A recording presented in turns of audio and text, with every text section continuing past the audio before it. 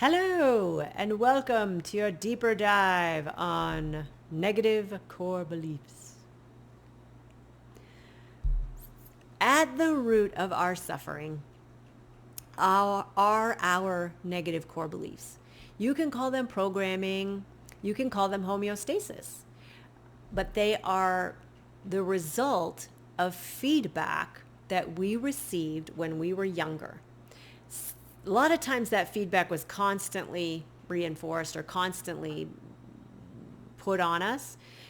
And that's kind of how it became a belief. But sometimes it could have just been one experience where it just hit us very deeply and caused us to formulate a negative core belief about that part of our personal self or that part of our interaction with reality. Judith Beck, who is Aaron Beck's daughter, and she is a psychologist, she categorized the negative core beliefs into three main types. Negative core beliefs related to helplessness, negative core beliefs related to worthlessness, and negative core beliefs related to unlovability. And so negative core beliefs related to helplessness tend to be beliefs of being incompetent, continuously vulnerable or inferior to others. Negative core beliefs of worthlessness tend to be themes of beliefs that we're insignificant or that we're a burden. And then negative core beliefs of unlovability tend to be beliefs surrounding fear that we're not likable or that we're incapable of intimacy or that no one wants to be intimate with us. The problem with negative core beliefs is that is the root of our problems. We view our entire reality based off of these beliefs. And if they are negative, it will limit our ability to experience fulfillment in our day-to-day. It will limit our experience to connect with other humans. It will limit our ability to be successful in our endeavors because we have these beliefs that I am not good enough, I am unlovable, I can't do it, I'm not good enough. And so while we may internally actually carry the capabilities to experience fulfillment in these areas, we will never be able to manifest them as long as these negative core beliefs are running the show. And that tends to be, luckily, what happens that then causes people to seek professional help or to start on their journey of self-help because they sense that, wait, I have the ability for this, but for some reason it's just not happening. Like I'm hitting these walls, and why is that? And so then people start to investigate. And at the root, hopefully with the right book or the right therapist or counselor or psychologist, they are able to unpack and uncover, oh, I've had this belief since I was a kid. That's what's at play.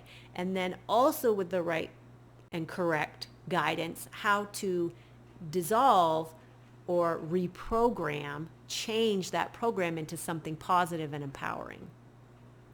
When we have a negative core belief, it deeply affects our self-esteem. Self-esteem is a verb. It's something that we do. It's not something that we have.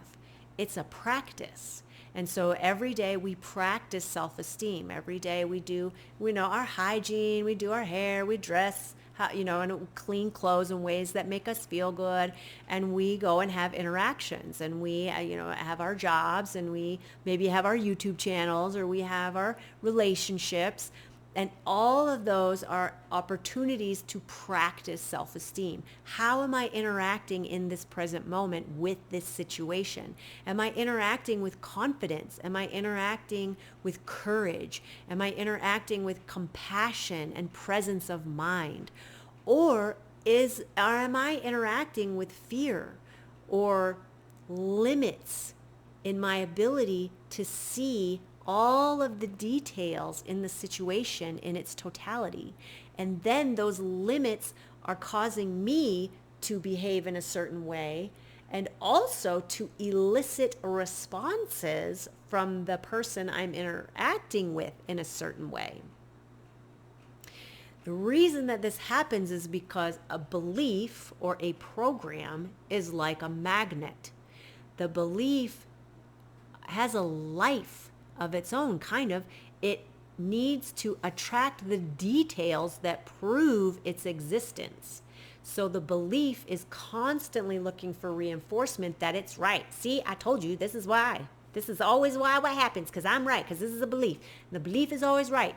And so the belief skews your reality. Your reality, is in this complete sphere, but because you have a belief, you're only seeing this part that reinforces the belief. So if it's a healthy belief, that can be really good. So you're only seeing like success, like I am successful in everything that I do. And so then you just keep having more and more success, even though like you may be having failures all the time, but because your belief is that I'm successful in everything I do, those failures just lead to more successes because your belief is creating that you learn from them and that you just use that to grow, and then you manifest more success. But if your belief is nothing I do ever works out, then that's what it's going to get reinforced, and you're going to continuously kind of getting beat down and beat down. But on the inside, like, wait, I am an intelligent, creative person. Why am I not getting success?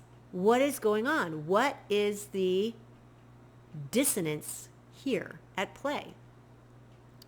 Until you change that belief from nothing I do ever works out to I am successful in everything I do, you will continue to manifest these limits, and you'll only see the limits, or for the majority, you'll only be able to see the limits because the belief is constantly trying to reinforce itself. And so that's why in successful mental health, it's so important that you get to know what your negative core beliefs are, that you get to know what these programs are, this homeostasis is that's at play in your subconscious, and then how to correct it or upgrade it or improve it, or however you want to look at that, or use those words.